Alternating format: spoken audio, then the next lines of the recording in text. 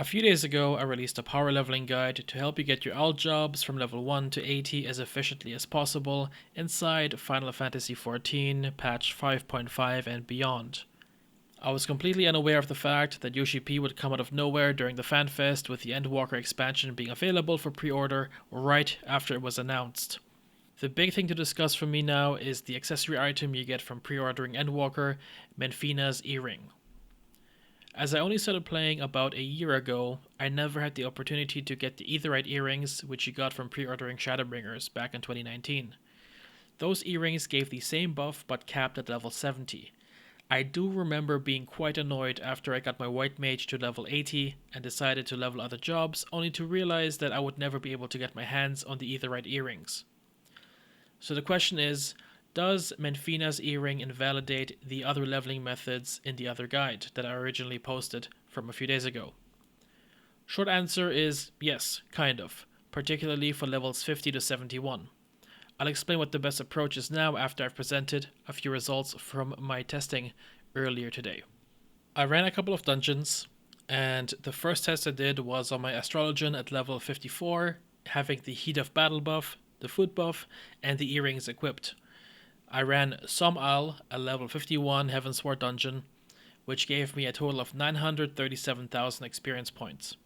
Right after, still at level 54, I went into Palace of the Dead, and I ran the usual 51 to 60, and I only gained 561,000 experience points. Now you can see that is a significant gap. My second test I ran as Red Mage, level 62, also with the Heat of Battle buff, the food buff enabled, and the earrings equipped. First thing I ran was Siren Song C, a level 61 Stormblood dungeon, which gave me a total of 2,124,000 experience points. Right after, I ran Heaven on High, 21 to 30, and I only gained 1.8 million experience points. Just so you know, for the dungeons, I wrote down my experience number before entering and upon exiting. No rested experience was accumulated, as I went out of my way to burn through whatever I had from other jobs, just by killing a bunch of stuff outside. Now, as you can see, the experience gained from running dungeons with the earring equipped is significantly higher than just spamming Palace of the Dead or Heaven on High. The difference between a dungeon and POTD in particular is worth noting. That's a 50.1% higher amount of experience just versus running POTD alone. Now, the difference between Heaven on High and a leveling dungeon isn't as dramatic, but is still a 14.6 difference in experience gained, which also adds up over time. Now, the only consideration you have to make now is queue time. A DPS player spending 10 minutes in queue, or plus another 15 minutes in the dungeon, could be running Palace of the Dead twice in the same amount of time, assuming they get faster queue times in Palace of the Dead. For tanks and healers, this is definitely a no-brainer. Go spam dungeons. Now, I need to make a very important note here. Leveling dungeons give significantly more experience than endgame dungeons. That is, you should only play dungeons that aren't synced down to levels 50, 60, and 70. You want the dungeons that are from 51 to 59, 61 to 69, nice, 71 to 79. Big shout out to my FC leader, Urena. They reminded me that leveling dungeons scale differently to endgame dungeons, because I originally tested on level 50 dungeons, which gave abysmal experience, and I was questioning why the experience gain was so low. Of course, this makes sense when you think about it. Enemies in leveling dungeons give significantly more experience because these dungeons were designed to help you reach levels 50, 60, and 70, respectively, when these were still current content.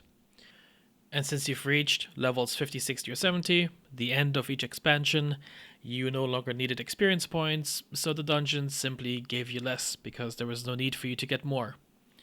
Of course, these experience levels weren't adjusted with new expansions, which means you should avoid level 50 dungeons, level 60 dungeons, and level 70 dungeons, and focus on the dungeons that go from levels 1 to 9 as their last digit. So, to summarize, for levels 1 to 50, Menphina's earrings will significantly speed up the boosting method and the Grand Company Squadron method. All you gotta do is equip them and be happy because you're saving time. No problem. For levels 51 to 61, prioritize leveling dungeons over Palace of the Dead, as the 50% improved experience gain is massive. For levels 61 to 71, prioritize leveling dungeons over Heaven on High, but go back to Heaven on High if queue times are double digits. 14.6% higher experience gain is amazing, but not worth doing if you're simply standing around wasting time for a queue to pop. For levels 71 to 80, simply replace the Bosnian earrings with Menphina's earrings. They scale the exact same way, so your stats do not change. Of course, you're getting additional experience points with Menphina's earrings rather than the Bosnian earrings. The Bosnian earrings do have a +3 haste stat, which is very useful if you are in a position where more DPS is needed. But for most cases, especially for leveling, the pre-order earrings are very powerful here. To close this video, here's a few thoughts I have on the earrings as a whole. I feel bad for players that can't pre-order and they'll miss out on the earrings. It's even worse that they'll completely disappear or they'll become unobtainable for anyone that doesn't pre-order, depending on when the cutoff date is. I'm not sure when that's going to come around. There are going to be players that don't start leveling all jobs until Endwalker. They won't even be playing until Endwalker, and they'll never have the opportunity to get these earrings. They'll have to wait 2 years until they can get the equivalent for 7.0. And they'll be like me, annoyed that they won't be able to get these earrings to help them out. I generally hate pre-ordering games and similar things. I do make an exception for this game, for an MMORPG that's really proved itself to be as a fantastic game, and I've spent a lot of time on. I still wouldn't pre-order anything else though, especially Cyberpunk or Mass Effect. Now, if you have the means to pre-order, I would recommend you do so. The earrings are an insane boost to the leveling experience. They cut out a huge chunk of time spent on leveling. Just after 2 days of using them, I've already seen, it's felt much faster.